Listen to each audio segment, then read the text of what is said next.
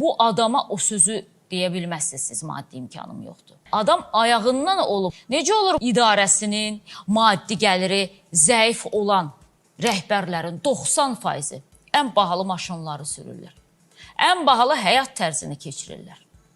Məbləğ yoxdursa sizə də olmasın da, yox sizə məbləğ varsa, demək ki ona da məbləğ var. Yoxduğunu bizə də göstərin. İnanaq ki, gerçəkdən də yox. Bir poçtun rəhbərindən danışıram.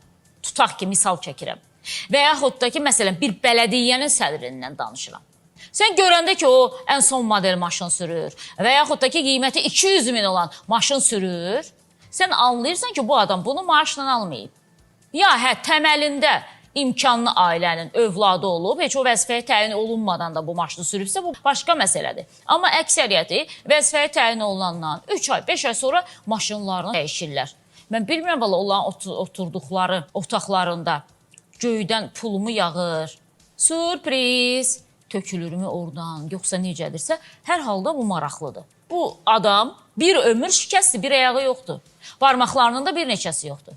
Və siz buna qayıdıb, bizim maddi imkanımız yoxdur, sənə kömək edeyim deyə bilməzsiniz. Və yaxud da ki, kompensasiya ödəmirəm deyə bilməzsiniz. Çünki kompensasiya ödəmək həmin idarə rəhbərinin borcudur.